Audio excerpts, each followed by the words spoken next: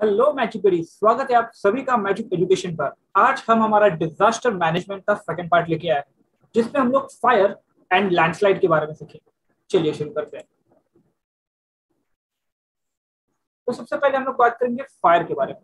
तो ये फायर क्या है? फायर एक तरह का केमिकल रिएक्शन है जो हीट एनर्जी प्रोड्यूस करता है। अब ये फायर शॉर्ट सर्किट की वजह से, कुकिंग, स्मोकिंग, किसी भी कारण से लग सकता है। आग लगने के कई कारण हो सकते हैं, बट हम लोग ने इस फायर को कुछ टाइप्स में क्लासिफाई कर दिया है, जैसे कि class A, class B, class C, class D और class E. Types of fire की बात करते हैं तो टाइप्स ऑफ फायर में क्लास ए में सॉलिड सब्सटेंसेस आते हैं।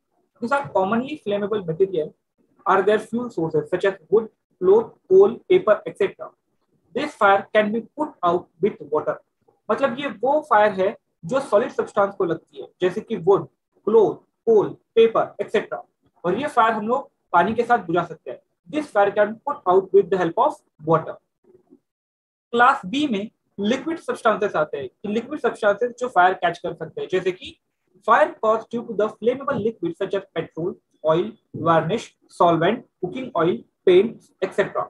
All these substances are lighter than water, therefore fire extinguisher can be used to extinguish this fire.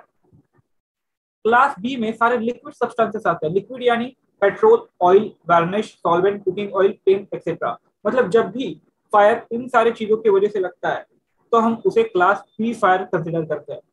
और ये फायर जो है वो, ये जो सब्सटेंसेस है, पेट्रोल, ऑयल, वार्निश, सॉल्वेंट, ये सब लिक्विड सब्सटेंसेस है जो वाटर से हल्के होते हैं। इसीलिए हम लोग इसे पानी से बुझा नहीं सकते, इसके लिए हमें फायर एक्सटिंग्विशर यूज करना पड़ेगा। आप लोगों ने देखा होगा जो रेड कलर का cylinder hospital, schools, government offices में रखे जाते हैं, उसी की बात कर रहे हैं हम लोग। उसी फायर एक्सटिंग्विशर से हम लोग ये फायर क्या कर सकते हैं, बुझा सकते हैं। क्लास सी में गैशियस सब्सटेंसेस आते हैं। गैशियस सब्सटेंसेस को, जैसे कि house hold gas, LPG, acetylene, ये गैसियस सब्सटेंसेस के कारण जब आग लगती है या फिर फायर का कारण एसिटिलीन और एलपीजी गैसेस होती है, तो उसे हम क्लास सी फायर कंसिडर करते हैं। क्लास डी फायर में केमिकल सब्सटेंसेस आते हैं। Fire caused due to the combustible metals like potassium, sodium, calcium, which react with water at normal room temperature. Magnesium, aluminum, and zinc react with water at high temperature. When both these groups combine, the water it explodes. यानी कि ये chemicals जब water के contact में आते हैं तो वो क्या करते हैं, एक्सप्लोड हो जाते हैं, यानी वो फायर कॉज कर सकते हैं। कौन से?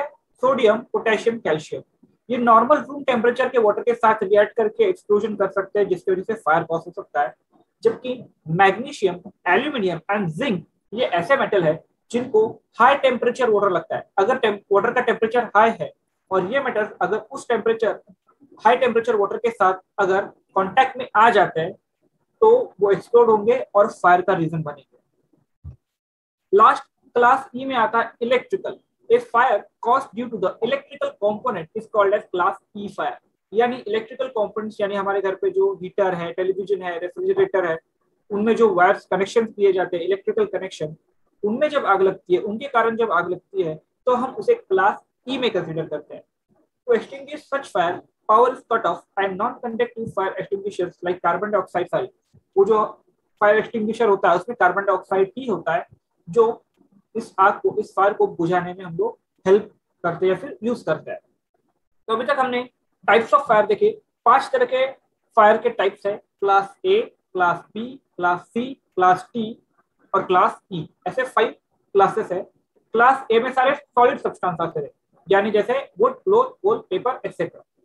क्लास बी में liquid substances, petrol, oil, varnish, solvent, cooking oil, paints. Class C में gaseous substances, LPG, acetylene. Class D में chemical substances, sodium, potassium, calcium, magnesium, aluminium, zinc. Class E में electrical components सारे। तो ये था हमारा types of fire. अब देखते हैं हम लोग कि जब आग लगती है तो उस आग को हम कैसे पुट ऑन कर सकते हैं या फिर उसे कैसे बुझा सकते हैं। Methods of fire extinction. There are 3 methods which we are going to discuss in this chapter. The first is pull out, that is use of water, यानी पानी का यूज करना। Suppress the fire यानी आग को ढक देना ताकि उसका एटमॉस्फेयर के ऑक्सीजन के साथ कांटेक्ट ना आ सके और फायर जो है वो अपने आप बुझ जाए। थर्ड है कीप अवे फ्लेमेबल सब्सटेंसेस, यानी ऐसे सब्सटेंसेस जो जल्दी से आग पकड़ सकते हैं हम उन्हें अलग या फिर आग से दूर रखेंगे। अब थोड़ा इसका और डिटेल देखते हैं। Pull out use of water. To extinguish fire, water is most common and effective solution which is easily available everywhere. पानी हर जगह पे होता है। अगर कहीं भी आग लगता है तो हमारा पहला काम यही होता है कि हम पानी ढूंढते हैं, उसे आग पे डालते हैं ताकि वो आग और बढ़े नहीं और वहीं पे वो बुझ जाए। If you spray water on the fire और around the fire it creates cooling effect and that help to control the fire. अब पानी डालने से क्या होता है, वाटर कैसा होता है, वाटर कूल होता है, तो जैसे ही हम लोग उसे आग पे डालते हैं वो कूलिंग इफेक्ट क्रिएट कर देता है, जिसके कारण वो आग बढ़ती नहीं है और बुझ जाती है। तो this is one method to control the fire. Second है सप्रेस द फायर। फायर को सप्रेस कर देना ताकि वो और बढ़े नहीं। To control the fire which is caused due to electricity or oil, sand, soil can be used. If we spray a froth-like substances on the fire, it cuts off the contact between air and fire. This method is more useful to extinguish fire spread due to oil. अभी आग को, fire को बढ़ने के लिए oxygen का जरूरत पड़ता है और ये ऑक्सीजन उसे कहाँ से मिलता है, ये ऑक्सीजन उसे एयर से मिलता है। अगर हम एयर और फायर का कांटेक्ट ही तोड़ दे तो एयर में जो ऑक्सीजन है वो फायर को नहीं मिलेगा और फायर और बढ़ेगा नहीं और अपने आप क्या हो जाएगा, बुझ जाएगा। इसीलिए हम लोग क्या करते हैं, हम लोग फ्रॉथ लाइक सब्सटेंसेस यानी जो हमारा रेड सिलेंडर्स होता है फायर एक्सटिंग्विशर का, जिसमें कार्बन डाइऑक्साइड होता है, वो एक फ्रॉथ क्रिएट कर देता है जो फायर और एयर का कांटेक्ट ब्रेक कर देता है, जिससे फायर को ऑक्सीजन नहीं मिल पाता और फायर बुझ जाता है। अब ये हम लोग कब यूज करते हैं, ये हम लोग यूज करते हैं जब फायर का रीजन इलेक्ट्रिसिटी ऑयल के कारण हो, तभी हम लोग सप्रेस द फायर ये ऑप्शन यूज करते हैं। थर्ड है keep away flammable substances. In this method all flammable substances are kept away from the fire. Any wooden article or flammable substances must be kept away so that no source is left for the fire to spread.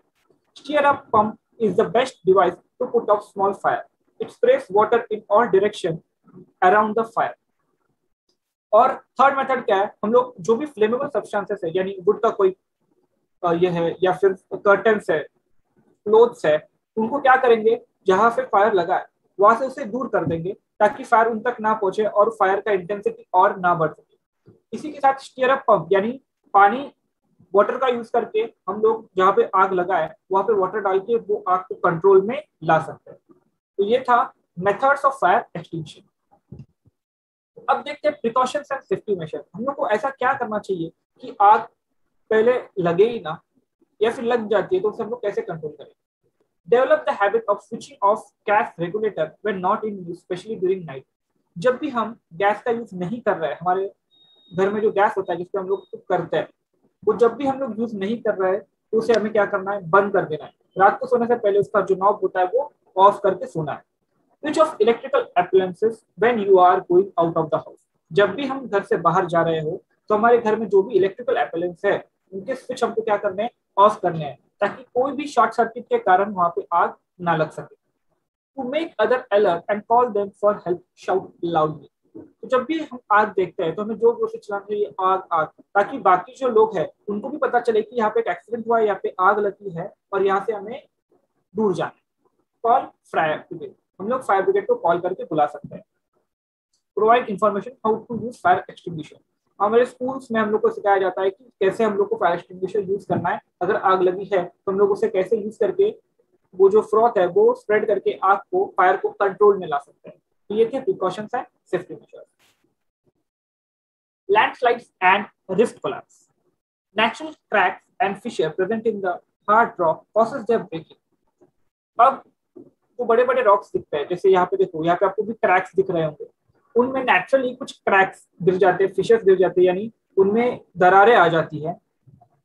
और ये दरारें specially at the time of heavy rain, water entering this crack causes weathering of rock. और जब भी heavy rain होता है तो क्या होता है, वेदरिंग ऑफ रॉक देखने को मिलता है। What is weathering of rock? Weathering of rock मतलब रॉक का टूट जाना, दो भागों में डिवाइड होना, या फिर उसका सॉइल या मिनरल्स में कन्वर्ट होना, उसे हम लोग वेदरिंग ऑफ रॉक्स कहते हैं। अब क्या होता है, जब भी बारिश गिरता है तो बारिश का जो पानी है, जो नेचुरल क्रैक ऑलरेडी प्रेजेंट है रॉक के ऊपर, उसमें सीप हो के क्या करता है, वो क्रैक बड़ा करते जाता है। जिसके कारण क्या होता है, वो जो रॉक है वो दो भागों में टूट जाता है, जिसके कारण weight increases, this rock slides from the floppy region and settles at the lower side. तो वो जो रॉक्स यहाँ पे प्रेजेंट होते हैं वो यहाँ से टूट के नीचे फिसल जाते हैं, और इसी को हम लोग कोलैप्स ऑफ द रिफ्ट कहते हैं। यानी जो रॉक्स है उनमें क्रैक होता है, जब बारिश गिरता है नेचुरली तो वाटर उसमें सीप होके वो टूट जाते हैं और नीचे सरक जाते हैं, इसी को हम लोग कोलैप्स ऑफ द रिफ्ट कहते हैं, लैंडस्लाइड या फिर रिफ्ट कोलैप्स। और इसके कॉजेस क्या है? After effect of natural disaster like earthquake. Earthquake हम सबको पता है, हम लोग ने पिछले वीडियोस में भी पढ़ा है कि अर्थक्वेक में क्या होता है, क्रैक्स गिर जाते हैं। तो वो क्रैक्स में जब पानी गिरेगा तो और बढ़े जाएंगे और फिर वो पूरा नीचे खिसक जाएगा। Tsunami, heavy rains, storms, flood, ये सब लैंडस्लाइड के कारण।